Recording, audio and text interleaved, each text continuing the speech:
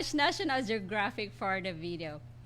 Let us welcome our host for this afternoon live from London, United Kingdom. He is the TFW's executive producer and environment and sanitation consultant, Mr. Paul Makevicius. Hi, Paul. Good afternoon.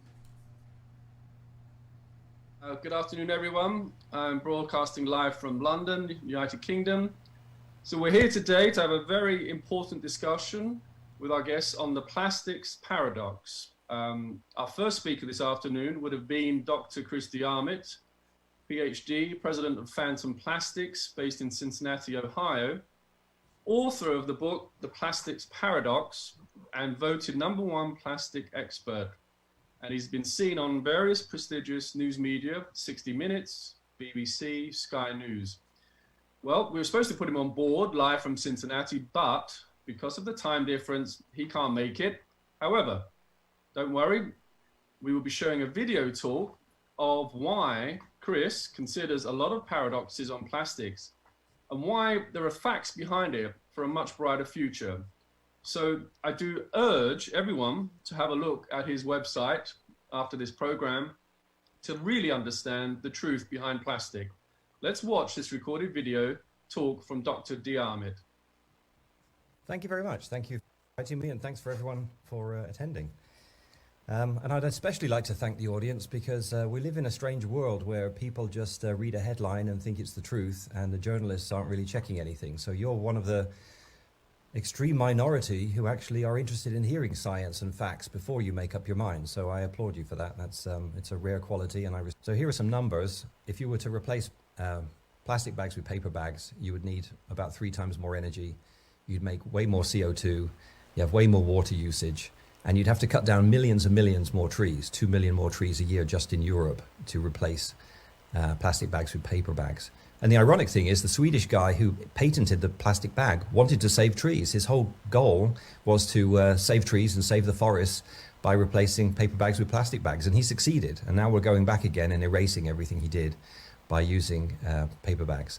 And as one example, I went to the local supermarket and I weighed a grocery bag from Kroger, right? It weighs 5.5 grams for a paper bag, for a plastic bag. Plastic bag, 5.5 grams. That's about as much as 1 game die. If you took a game die from Monopoly, that's about 5.5 grams of plastic. And then I weighed the paper bag and it was 60 grams, right? It does the exact same job. As we can see, it's worse for the environment and generates 10 times more waste. And this is what people are campaigning for. It's true. Okay, so let's look at waste. What do we know about waste? So I had to read again tons and tons of articles about waste to understand what's going on here and get to the facts. This is what we're told. We're drowning in plastic. But what's the reality? Here's the reality. Plastics are about 13% of solid municipal waste. That's down here. So paper is twice as much. Paper and cardboard, twice as much waste as plastics. And I've never seen a single headline about it. It's like the paper industry's got Harry Potter's invisibility cloak on. It's the biggest scandal I've ever seen, right? It's less green than plastic on average, and it generates twice as much waste and not a single word said about it. Food generates a huge amount of waste as well, yard trimmings. And the thing that's not on here is rubble. Building rubble is enormous. So if you look at the book called Rubbish, ! They analyze what's in landfills, and they said that if you took paper and building rubbish together, that's more than 50% of overall waste. So that means plastics is about 10% overall once you add in building rubble, because it's similar to the paper at 25%. So plastics is about 10% of overall solid waste. This is only solid municipal waste as defined by the EPA in the US. That's why it says 13 here, because it doesn't count the rubble. So we can see there are a lot of sources of waste. And this is puzzling, right? Plastics is definitely a major contributor here. But why are we focusing 100% of our money, 100% of our attention? If you look at LinkedIn, you'll see 100% of the posts are about plastic, never about paper, never, sometimes about food, 1 or 2, never about yard trimmings, never about metal, never about rubber and leather. It's incredible. How are we going to solve a waste problem by focusing on 10% of the problem? Focusing 100% of our money and marketing and efforts. We've got whole people like the Ellen MacArthur Foundation's doing a wonderful job, but even they seem to only post about plastics. And you can't solve a problem by only looking at 10% of it. It doesn't make any sense. So this is what I said about perspective, right? You have to keep things in perspective, and this is what the slide does. And here's an example, right? This is what would happen if you were to take the plastic piece on top of this distribution. So this is the chart we had before showing the amount of different waste, and plastic is the blue one. Let's take the blue one away and replace it with something that's 3 or 4 times higher by stretching the other ones upwards. And this is what we see. We would go from having this pile on the left, which is, you know, we generate waste. We're a modern society. We generate too much waste. That's correct. We should reduce it. Absolutely correct. But if we remove the plastic part, we would generate far more waste than we do today. Especially the food waste is important, because food takes an enormous amount of energy and CO2 and so forth to make. So generating more food waste would be awful for the environment. So we've been using plastic banknotes. Not all of them, but many countries have been using plastic banknotes for years, and they print 8 billion a year, which is the same as the world population. So we're printing one of these plastic banknotes per person per year, and we have been for decades. How many of these plastic banknotes made of polypropylene do you find when you go for a walk in your park? Do you find them everywhere? Do you find them on the beach when you go for a swim on your holidays? Do you find them fluttering down out of the air as you're going along in your car? No, I've never seen one. I've never seen one. There's 8 billion printed a year for decades, and I've never seen one on the floor. And that proves to me that plastic is not the cause of litter. It's people, right? Because if you have a plastic piece like this and it has a value, nobody will drop it. They will look after it, and if it is dropped, somebody will pick it up, right? So that proves to you that a piece of plastic is only being dropped because somebody dropped it and was careless, because it didn't have enough value. And that is exactly why these deposit schemes work so well. So these have been produced for decades, 8 billion printed a year, one per person on the planet. You never see one on the street. And this is why these deposit systems work. So many countries are running these deposit schemes where you take a PET bottle, which is too cheap to bother recycling. They give it a value of whatever, $1 or 50 cents. They get 97% of them back. They recycle each one 12 times in Norway. And the whole system becomes incredibly green. PET bottle is the greenest solution to begin with. And when you recycle it, it becomes greener and greener and greener every recycling round you do. So this is incredibly efficient, and it does work. And that's because they assigned a value to that PET bottle in order that it's not disposed of by irresponsible people. So the next topic I had to look into was ocean litter, microplastics. This is the image we're presented with, but is it true? So here's an actual analysis, and this has been studied for decades, right? So people have looked at these gyres we talked about. We're told that there are gyres, you know, these swirling islands, floating islands. I saw just yesterday somebody posted, there's swirling islands twice the size of Texas, full of plastic, and this is why we have to crack down on this nasty plastic industry. So what do you find when you actually look at a scientific study where scientists have trawled these things back and forth, collected every piece of plastic for decades, analyzed it, quantified it, and here's what you see. Here are the different amounts of plastic. The short bars here are just regular ocean, right? How much you find in a regular part of the ocean. And it's hard to imagine how much this really is, but it's about, let's say that's 50 grams per square kilometer, right? So that's not very much. That's about the same as if you took 130 bathtubs of water and you had one piece of plastic the size of your fingernail. That's about how much plastic you find in a regular part of the ocean.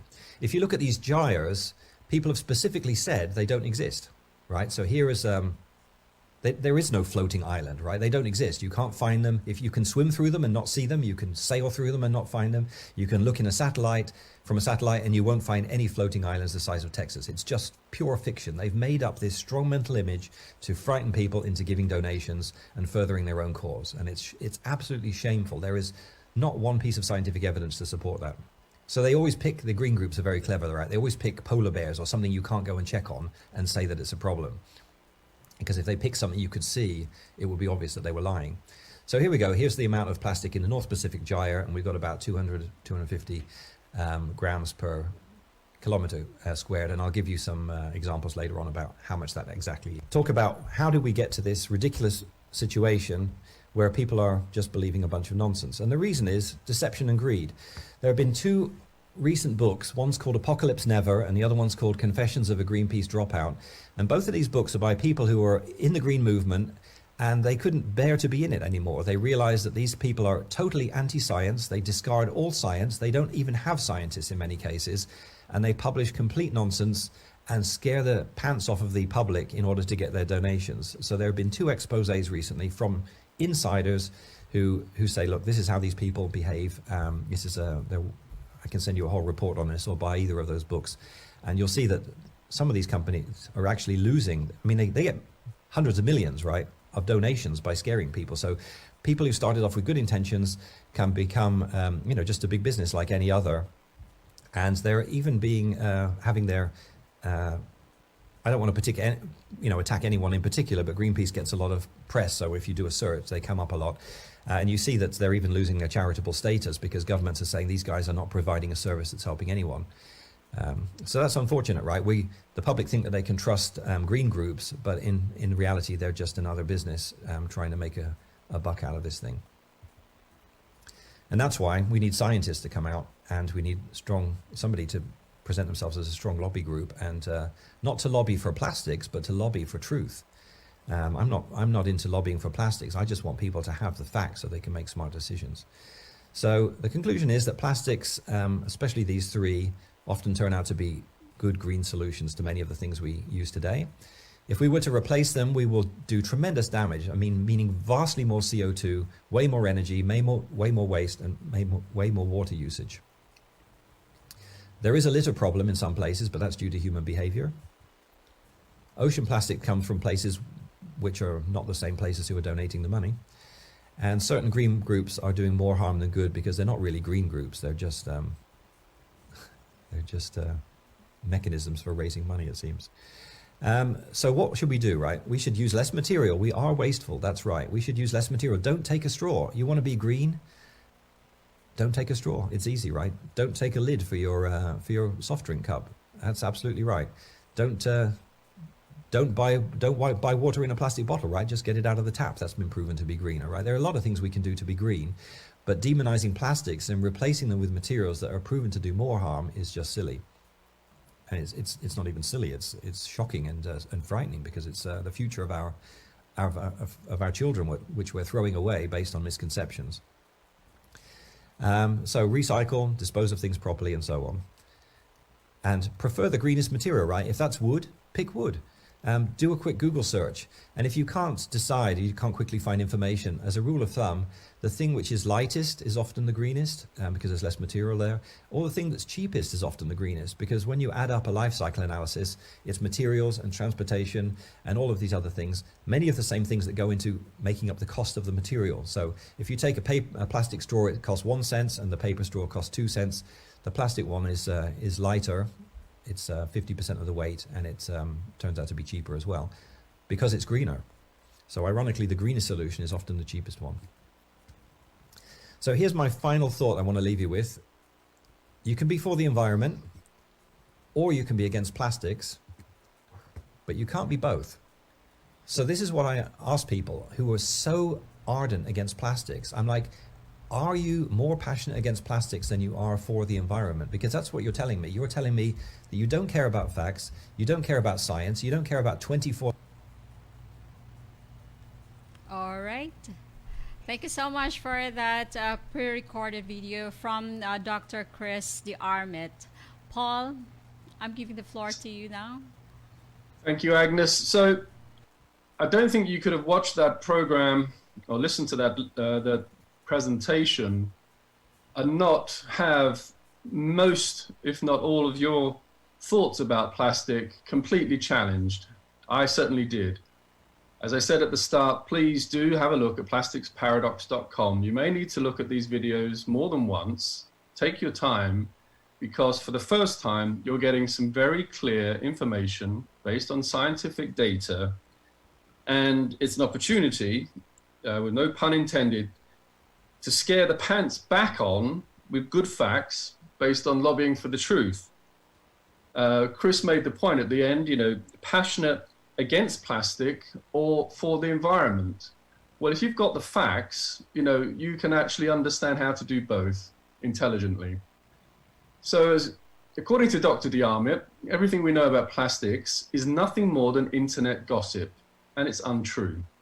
He said, and I'm quoting him, "I don't care if people are against plastics based on the facts, but at present, people are against plastics based on clear, unsubstantiated lies. That's a problem because we need to start with the truth if we're going to make wise decisions for a brighter future. If you care, please look at the evidence, then decide. If you don't, then you'll be harming the environment by making poor choices. I want to discuss this, and there's a lot of things we need to get through, so apologies if it seems like we are racing ahead, but it's important to try and cover the subject matter. I've got with me, gracing us once again with her presence, the Managing Director of de-Grade Dubai, Miss Emma Barber. Hi Emma, welcome again. Hi Paul, thank you very much for having me. Our pleasure as always.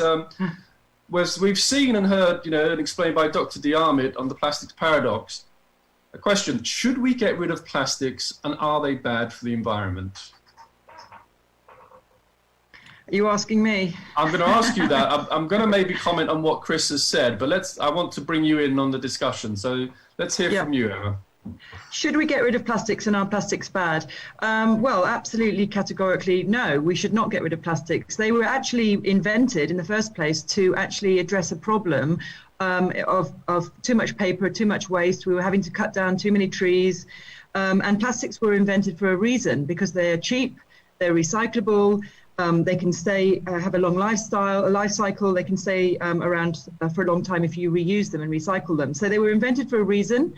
I think that the message about plastic has been lost, partly because we are a very careless and wasteful society, and we think that we can throw something away and it will just go away, and quite patently that doesn't happen. So what we do is we find that things are being thrown away and they're creating a problem because we're not disposing of them properly. So we're seeing huge issues with pollution in beaches and in environments and deserts and countryside because people aren't disposing of their trash properly. And that's not just plastic, but plastic seems to be getting a bad press because it's light, it blows around, it floats, and it gets washed up on the beaches and we can see it. But not all plastic is equal, and I'm sure we'll come to that. So should we get rid of it? Absolutely not. But should we dispose of it properly? Absolutely we should. Okay, well, you'll see, thank you, Emma. You'll see on the Plastics Paradox website, there's a Q&A, which is very interesting. We've taken a lot of these questions from the website because they actually focus clearly what the subject matter is all about. And it's about refuting myths, untruths, perceptions that need hard data to understand what's really going on. For example, to answer the question just given to Emma, plastics are actually better for the environment than metal, glass, cotton, and usually paper. The energy required to produce those other materials is far greater. Let's move on. Should we replace, Emma, PET bottles with aluminium cans or glass bottles? We could do that, and there is a place for reusing an aluminium bottle or a reusable bottle when you're going out and about. But in order for it to be more green and more sustainable than plastic, you would have to use these reusable items hundreds and hundreds of times because of the energy and the resources it uses to actually make these items. They need to be used so many times, whereas a plastic bottle can be used once. It's light, it's hygienic, it's low carbon footprint, and it can be recycled.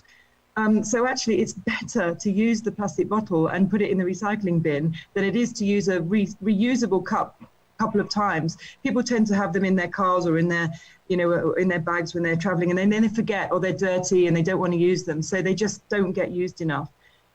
Glass is very hard to make and very hard to recycle, and it's dangerous. You drop a glass bottle, and it's easy to cut yourself and hurt yourself. That doesn't happen with plastic.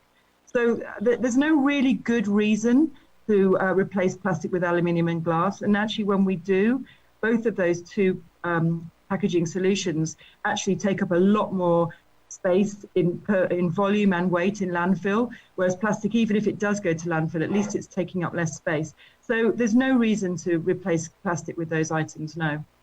Well, indeed, and I think one of the key points, and it will come up again in our discussion, but it's kind of at the center of understanding why do we think we do what we do when it comes to using plastic or recycling. Plastic, it's far greener. It's far greener, actually. And there's one of the paradoxes that why would you think that if you've been fed a lot of propaganda telling you the opposite? There's another question which is on the website again. Should we replace plastics because they create a waste problem? And I'm just going to read out some of the data that Chris has researched. Basically, no. Plastics are less than 0.5% of all waste, and they are proven to reduce overall waste creation, as Emma has mentioned. Replacing plastics means creating 3 to 4 times more waste for every pound of plastic replaced. So this was again on the Chris's presentation we just listened to. Another question for you, Emma: should we ban plastics because they cause litter? Well, plastic isn't creating litter all by itself. It's human behavior. And what I really loved about Chris's presentation is the banknote example, where we just don't see banknotes littering the pavements and floating around in the ocean because people don't throw it away because it's got a value. If we could only persuade people that plastic had a value and is a resource, not a waste material, then I think that we wouldn't see so much plastic littering as well. I know we're going to talk about this later, but we do need support from governments who don't always have recycling at the top of their priority list because it's quite expensive. But if only we could ensure that the countries where most of the plastic waste is coming from recycle better, then of course we wouldn't have to ban plastic because we would have a better solution for reusing it. Absolutely, and again, another critical point is, not to demonize plastic, but to understand we people, the consumer, the users, we are at the core of everything we use, including plastic. And, it's really about education and possibly legislation to endorse, more responsibility as far as its use. And people talk a lot about wanting to be green, and they're worried about the future. They're worried about the planet, how it's being left for their children, their grandchildren, and they're all very worried and talking about it, and yet not putting their plastic in the recycling bin at the same time. So, we have to take personal responsibility. We can't just worry and moan and complain and say, well, plastic is terrible. We have to make sure that we're using it and being responsible ourselves. Absolutely, and another area which gets a lot of publicity, and it's quite scary if it's backed up with strong visuals. It's do plastic items harm marine wildlife? Well, according to Chris, the research says it's abandoned nets in particular cause harm. However, if you were to try and replace the plastic nets with rope nets, that doesn't solve the problem. We're back to the same issue, which is the problem is the people who abandon the nets, not plastic. Another obvious bone of contention, let's say, with the demonizing of plastic, and it's the one that we all know as consumers: should we ban plastic bags, Emma? Again, exactly in the same way, there's 24 life cycle analysis, LCAs on plastic bags, and every single LCA proves that plastic bags are the greenest option. Because if you buy a bag for life, it's been shown that you have to use it literally hundreds of times. I think 240 times, I think you have to use your bag for life before it actually becomes as green as using a single-use plastic bag once. People think that plastic bags do not decompose or degrade, but they absolutely do. They degrade actually quicker than an orange peel when you leave them outside. And I think we've all gone to a cupboard to pull out a plastic bag just to find it disintegrates as you pull it out of the drawer or the cupboard. So it does degrade. It does degrade back into carbon and oxygen, just like anything else. And it's actually the greenest possible solution. So no, we shouldn't ban plastic bags. Indeed, and just to again cite the data from Chris, plastic bags are the greenest alternative. Changing to paper bags would mean cutting down millions more trees per year, more carbon dioxide released, generating up to 10 times more waste. The life cycle analysis professional, one of them, examined all 24 studies on bags and concluded, I quote, "From all 24 reports and reviews assessed, the actual LCA life cycle analysis on grocery bags overwhelmingly point to plastic as the material with least environmental impact, both at single-use level and multi-purpose." That's Neil Shackleton, the founder of Medulla. So when you've got the science, when you've got the research, when you've got the data to back it up, they're actually quite simple concepts. plastic is not the demon. Plastic is not the enemy. Understand, with a little bit of effort, being channeled in the right way, we can actually change our behavior. And that's kind of what this is all about. Let's move on. We're going to talk about plastics, and we're going to talk about what action can be done, the role of governments, and how we can move forward as ordinary citizens. And I think we're going to take a break. Please stay tuned with us, and we will be right back.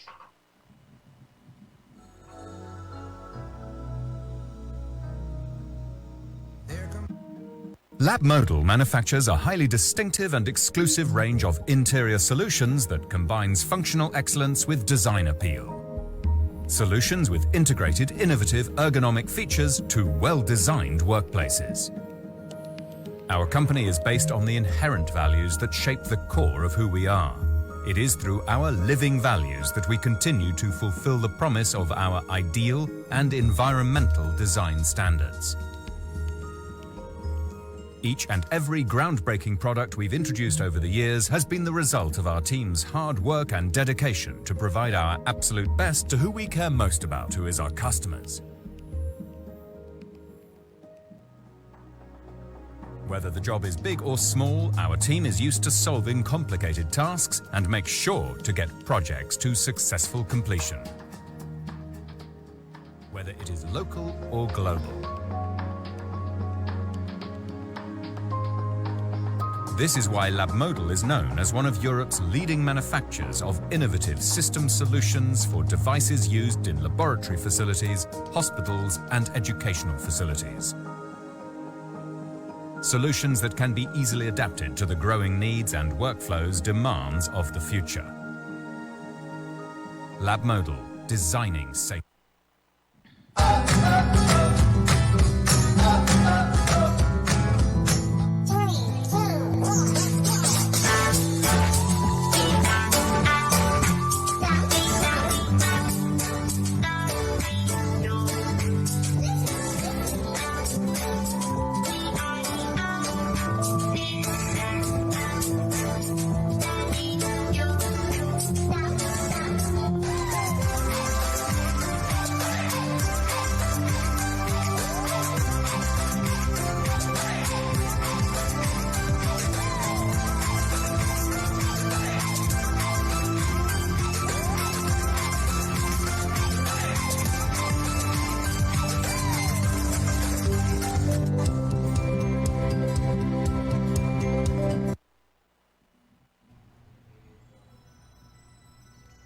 For your hospital chemical storage classroom interior design, school furniture storage units, fume cupboards for schools or hospital system cabinets, you may please get in touch with LabModal via email at info@lovemodal.com or visit their website at www.lovemodal.com. Welcome back, and you're still watching us live here in the Filipinos World. For your skin care, you may check Nika's Sparkling Skin and become a distributor or a reseller in your own locality. Hi to Julie Ang of Bettina Boutique Studio in Limkit Kai Center. Happy birthday to Joy Taran Patalyar, and thanks to Joseph Wamenal. Plastic is one of the most commonly used materials in the world, but with only 12% of all plastic waste recycled. Efforts to limit its environmental impact and find alternatives have increased. Paul? Hello? Turn the conversation over to Emma, someone who has graced previously on the Filipinos World. I'd like to, for our new viewers, and to remind people, can you please describe what degrade does, why, the benefits, and how plastic can be viewed positively? Okay, I'll do my best. So our goal at degrade, the company that we run here in the UAE, is to provide a sustainable solution for plastic pollution. We do that by recycling PET plastic, and we turn it into clothing. So we try and provide a completely closed loop process where we collect the PET via our Simply Bottles initiative, which we run here in the region. We then recycle it and then we make it into new products. So it's a whole closed loop, because those products can also be recycled. And our green spun yarn is made into hundreds of different fabrics. So we're turning a single-use bottle into something that's got so many different kinds of uses. We engage companies and organizations who are already buying uniforms or workwear or accessories or whatever it is with a sustainable procurement option, which no one else is offering them. And we do really support the 5 R's, with refuse being the first and the most important. But we know how important plastic is, because in 99% of cases, plastic is almost always the greenest packaging solution. So whilst we are not purporting to use more plastic, what we're saying is that plastic is a very green option and should be used as such. I think we've got a video, Emma, of Degrade Dubai, which we'd like to show, which will explain what Degrade does. Great. Yeah, it's already being shown, Paul, actually. I see. Okay. Is it live? Yes, it is live. Yes. Thank you. Okay. Yeah, it's already being. All right. Yeah, Paul. As Emma was discussing about Degrade, that has been shown to whilst she was explaining on that. Okay. So Emma, a question for you. What are the biggest challenges when getting people to think about plastic in a new way? Is it all about re-educating, changing the mindset, taking more responsibility for the environment or their community? What would you say? Yeah, I mean, we know there's a tsunami of negative press about plastic. I mean, every day you can look at the news or listen to the radio and you hear another headline about how plastic's damaging the ocean or the environment. But we talked earlier, all plastic's not equal. I mean, of course there are plastic items that we probably don't need, whether we can refuse the plastic straw or not take the plastic cutlery with our home delivery. But we have to remember that plastic's just about 1% of total waste, and yet we're spending like 99% of resources and time worrying about plastic. I mean, we set here in the region, in the UAE, we set up our Simply Bottles initiative to educate people about plastic and recycling. And we want to give them real facts and encourage them to change their behavior, which is the real key. If plastic is disposed of responsibly, and then it won't end up littering the environment. And so we run lots of different activities with schools and businesses to show people how just their actions, just by littering, it's what's causing the damage. And we try and run fun educational activities to engage people and get them really thinking about how they can change their behavior. So the biggest challenge is really, getting hold of the people and educating them and making them see the facts about plastic, which they've never really heard of before. They've just seen negative press. Well, there's a video clip which I think we may show later, which I've seen as like an exercise of Degrade demonstrating what does it mean to understand different types of plastic and how they actually need different treatment. But we had a conversation offline, which actually, to keep it simple, and really this is all about trying to keep an awareness of plastic at a simple level to understand what to do. You talked about a couple of golden rules almost for what to do to manage waste. Yeah, I mean, you don't have to be very, very complicated about this. What we're finding is that the more difficult it is, the less people want to do it, and that's human nature, and I get that. But really, it's very easy. Just keep your dry recyclables separate from your food waste and your garden waste. So anything that's a recyclable, if it's plastic or if it's glass or if it's aluminium, paper, it can all really go into the same bin. Because the waste management companies in general are very good at segregating and separating that waste. As long as it's not contaminated with food or with all the other gunk that might get put into the same bin. So just keep your recyclables separate. If you can, rinse them out. That really helps as well, but not 100% necessary. But just think about which bin you're putting your food waste and your plastics into, and then we can take it from there.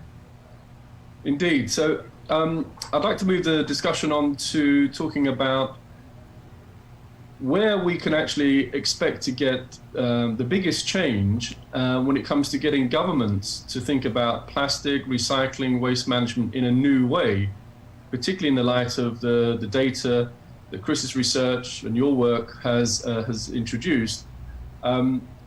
The challenge is the fact that it may probably contradict existing policy decisions for plastic waste management. What's your experience in terms of working with governments?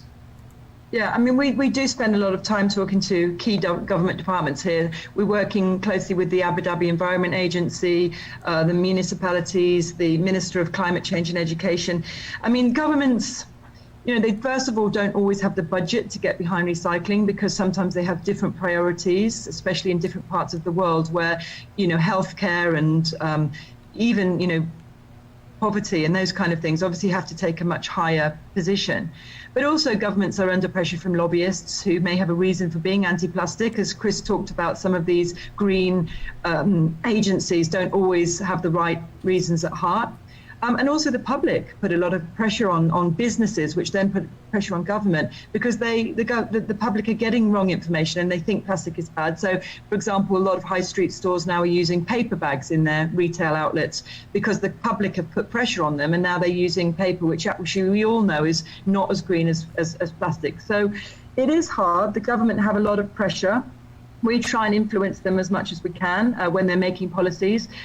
Here in the UAE, the federal government are looking at extended producer responsibility, which means that the companies that are making the plastic will have pressure put on them to try and recover a percentage of the plastic they're making. And we're really working hard with the government to push that through. And the other thing is, there's laws here in the UAE where you can't make plastic bottles back into plastic bottles because they're working on that. There's a lot of reasons. So there's my point is there's lots of different ways that we can try and influence the government to try and make sure that when we do recycle the plastic, that we're able to use it, and that we're able to then put pressure on companies to make sure that they're getting back the plastic they're producing, but also to educate the public so that they're putting pressure on companies for the right reasons. Yes, I mean, the job of the scientist is to present, research data, objectively, and hopefully within the TFW, we are addressing a very, very important issue globally for the environment objectively. And it seems that a lot of the work that you're doing and Chris's research has uncovered provides us with real data, real case study examples to help governments rethink their policy decisions. I mean, do you actually imagine, sitting in front of a government official and saying, here's hard data, this is how you can better understand to implement a better quality decision, and seeing almost that sea change take place because that person happens to be of the right level within the government to make a change? I'd love that to happen. I think, there's a slight difference between what somebody like Chris is presenting. He's presenting scientific data, which is absolutely vital. I think the data that we can provide is useful.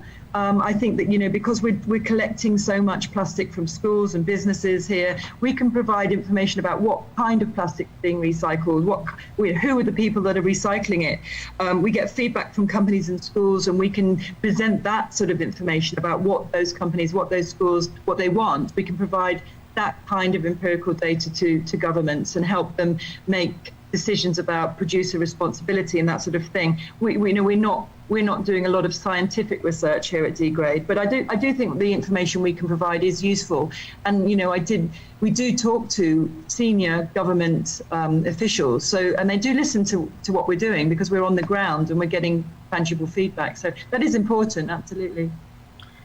There's a discussion I was made aware of when we chatted about how you're now working with a new partner, and I've come across research, and we're going to mention this later on, about joint ventures between manufacturers and plastic bank.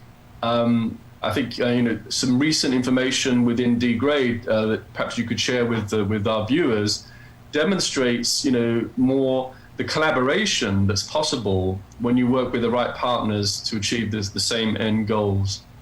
Yeah. Well, I mean, collaboration is key. We can't do it on our own. We need all the partners and all the stakeholders that we're dealing with, whether it is a government body, whether it's a business that invests in us, because we have to be profitable, to be sustainable, we have to sell our uniforms and our textiles, because without that we can't pay our rent and pay our staff. So of course that's really, really key. So we have to have all the partners, and we've been extremely lucky that we've had an investment partner that has now come on board. They're called Emeraude. They're a French polymer company. They've always been very, very environmentally aware because of the nature of their business, and by investing in de-grade, they're able to now have a tangible green division, which they're going to call Emeraude Green, and de-grade will sit within that. And you know, to be on board with a plastics company who are really looking at ways better to serve the environment, better to do things in an environmental and green way, with what we all believe to be a green product, by the way. You know, none of us are worried about the fact that it's plastic.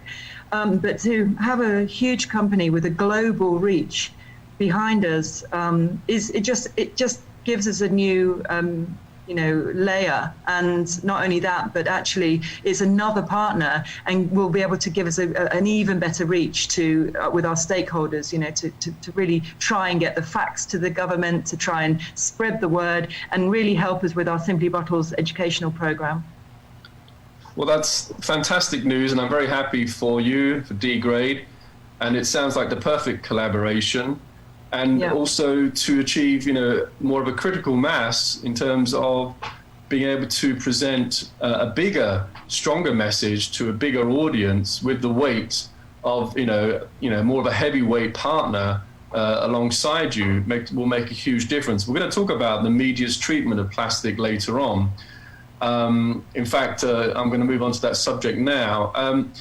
I sent, after our first interview, a news item I came across on the BBC focusing on the so-called compostable PLA plastic. And you immediately pointed out to me, in my naivety and ignorance, how misleading this report and this perception of PLA is. Perhaps you can enlighten our readers on this subject, Emma.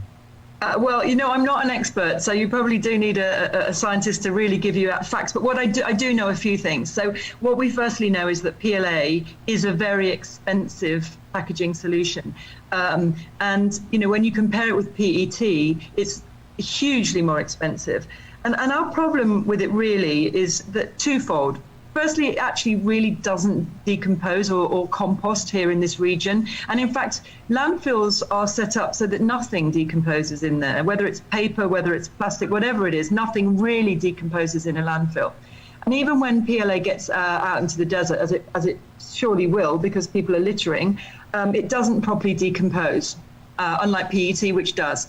The second problem we really have with PLA is that it looks exactly the same as PET, so you can't tell. And what will happen is that somebody will put a PLA bottle into the recycling bin, and it will come into our factory to get recycled, but it won't recycle in the same way that PET does. What it does, it turns into a sticky gunk.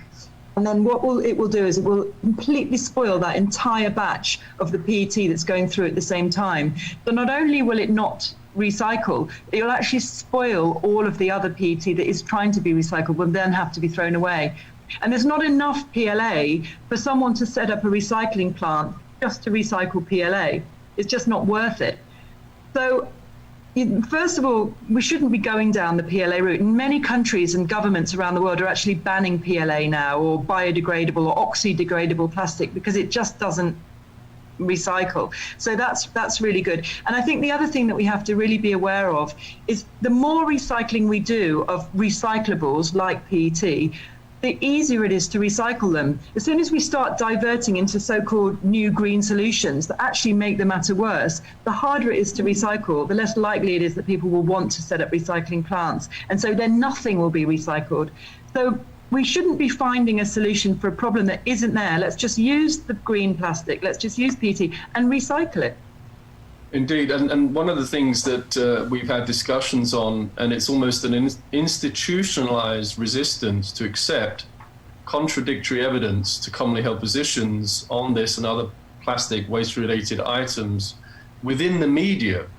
And, you know, we're not here to propagandize, you know, for plastic. We're just here to say, let's look at the facts and examine the facts. But when you've got resistance to that, at the highest levels within the media, That's quite a challenge. And, you know, hopefully the viewers, having their minds maybe opened towards a different perception of plastic, can actually say, I'm now aware of new data coming from the media that I'm not comfortable with because it doesn't ring true.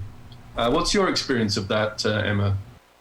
Well, look, you know, again, not all media is equal. Here I am today on your program, you know, and you're giving me an opportunity to talk about the positive side of plastic. And we've had some really good support with the National, the Khaleej Times, the Arab Times, CNN even have given us a platform to be able to talk about plastic. But I do think on the whole, in general, the media is putting out a lot of propaganda about how bad plastic is. And we have to try and get over that. We get a lot of pushback from people who think that they've understood the facts about plastic, and they say we're purporting to push plastic, which we're absolutely not. We're just saying, plastic is a necessary product solution, and whilst we're using it, let's recycle and reuse it. And we've got a tangible solution. We're turning the plastic into something that's very useful. So, it's about getting the media on board and on side. Trying to make sure that the right facts are getting put out there. And, we really appreciate platforms such as yourselves, TFW, who are helping us to do that. It's fantastic. Well, thank you for that. It's mutual. There are other big misconceptions that are out there that can be addressed. We don't have enough time on this program to go through them all. But we're now in Plastic-Free July. And there's a call to action for single-use plastic. There's complexity embedded within that call to action. What would you say, Emma, about a plastic-free July? Well, I'd love someone to see how they could go plastic-free. So what, you're not going to use your phone, you're not going to sit in your car, you're not, there's just like a million pieces of plastic that cleaning your teeth, or, all these things that we do. So, for someone to go plastic-free is crazy. I mean, it's impossible. You have to go back to the Middle Ages to do that.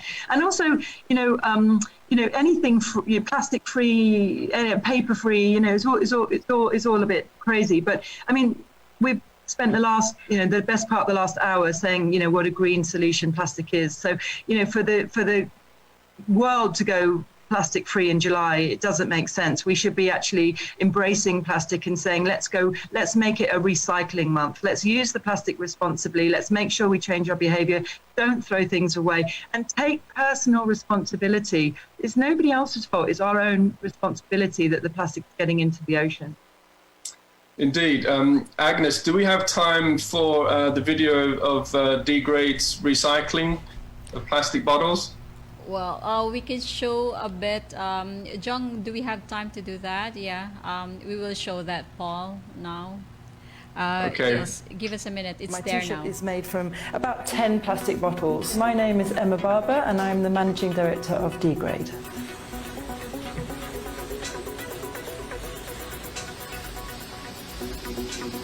How do we do it?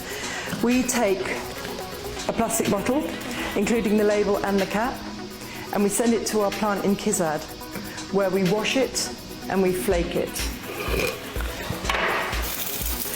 The bottles are turned into this little high-quality flake. Once we have the flake, it's bagged and it's sent to our partner factories in India, Pakistan and China, where it's heated and extruded and turned into this lovely soft 100% polyester, recycled polyester fibre. The fibre is then spun into our trademark green spun yarn, and once we have the yarn, we can turn it into products such as my t-shirt, this polo shirt, or our lovely mannequins.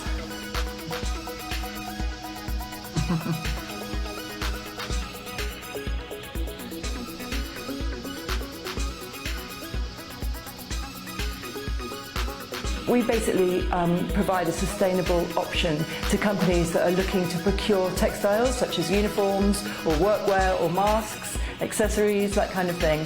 Actually helping them segregate and collect plastic, then it's recycled, and then it's turned into new products that have a longer life.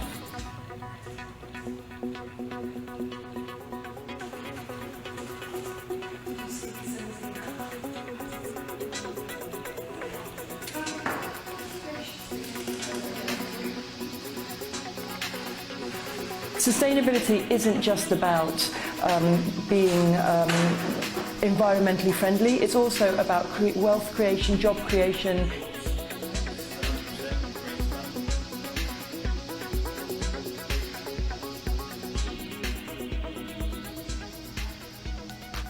All right, Paul, there you go. I think we flashed that rightly. Okay. Pretty great. Well, it's My very t-shirt is important made that from- we actually, give Emma a little bit of exposure to the fantastic work that they do. And I'm a huge fan, Emma. In a very obviously unbiased way to what you're doing in Dubai.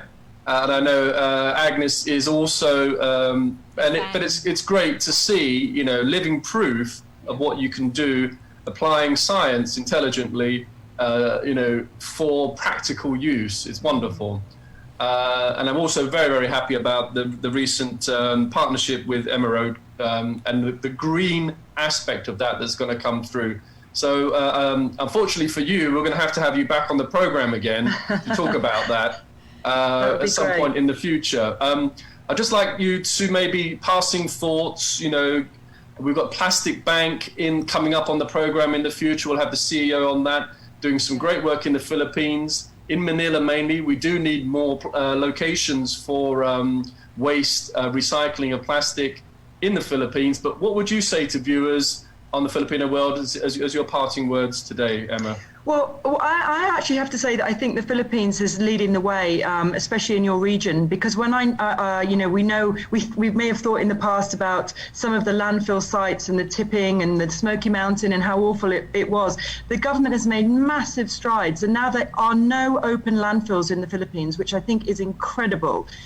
So they've really done a huge amount to really try and sort their waste management out, which is, like I say, it's leading the way in that region. So I think that the Filipinos should feel really, really proud and happy about the steps that they're taking and have done so quickly over the last few years. But, I just can't reiterate enough, and I said it 10 times, and I'm sure everybody's tired of hearing it, but it is about personal responsibility. We must realize there is no way. We can't just throw things away. We have to put things in the right bin. We have to recycle. And and we have to look at the facts. Just find out the facts. Emma, I'm going to have to just stop you for a second. I want to say thank you ever so much. Wonderful to see you as always. Agnes, can you close us out, please? And look forward to seeing you again, Emma. Thank you. Thank you. Thank you so much, Emma. And thank you always for gracing here in the Filipinos World. It's our honor to have you on board anytime soon. Yeah. All right. Paul will not pause for a break because we're running out of time. And I would just like to thank all our viewers who are tuning with us right now. I'll just go down in random. Joseph Fominal. Thank you, Joseph. Jane Manalang Reyes. Ruel Yumol. He said here, Miss Agnes, shocking truth with Greenpeace, where I became a long time ago a volunteer. That's really true, and I was also shocked about that. Shout out to Papa Burritos, Roland being me. Thank you. And then Sam and also Renimar, his son, are also watching from Dubai. Thank you so much to all our friends who are watching with us right at this moment still. For suggestions, comments, feedbacks, please get in touch with us at thefilipinosworld@gmail.com. You may also follow us in Instagram and YouTube, The Filipinos World. If you want to become one of our sponsors, you may do so by sending us an email at thefilipinosworld@gmail.com. And if you think you're one of the Filipinos who can inspire other Filipinos, please send us an email at thefilipinosworld@gmail.com. Okay, Paul? For this we say we bring Filipinos closer to the world, we bring the world closer to Filipinos, and Filipinos closer to each other. But before that, I would like to inform that next week we will have another episode for Wellness Matters, the what's and ifs of it, with the Dr. Christopher Chang of the Philippine Heart Center, and of course Miss Jane Beaumont of London, United Kingdom, and hopefully one more guest with us. But we wish the TFW wish to thank Miss Emma Barber for gracing here in the Filipinos World for today's episode, along with the pre-recorded video of Dr. Chris De Armet from Phantom Plastics. This has been your TFW Agnes, thanking together with the TFW executive producer, Mr. Paul Markoviches. And we wish to thank Engineer Johnson Digo, Engineer Ernie Banzon, the station manager of RPN station, Miss Jin Cerujijas, and our social media team, Maria Stella Salon, May-Ann, Mercurio, and Mount Mom. And of course, the kaagapay ako ng bawat OFW Saudi Arabia. Thank you so much. Paul, thank you for that wonderful interview with Emma. Thank you so much for that. And, you know, my pleasure, as always, Agnes. Great job editing the program today. Fantastic work. Oh, much appreciated. Thank you so much. Well, we have to kind of like do it at the last hour, but that was wonderful. Yeah. Don't tell anybody. Yes. Thank you, Emma. That was so nice of you, really. Our pleasure is always with you here in the Filipinos World. Goodbye, everyone. Thank you. Have a nice weekend.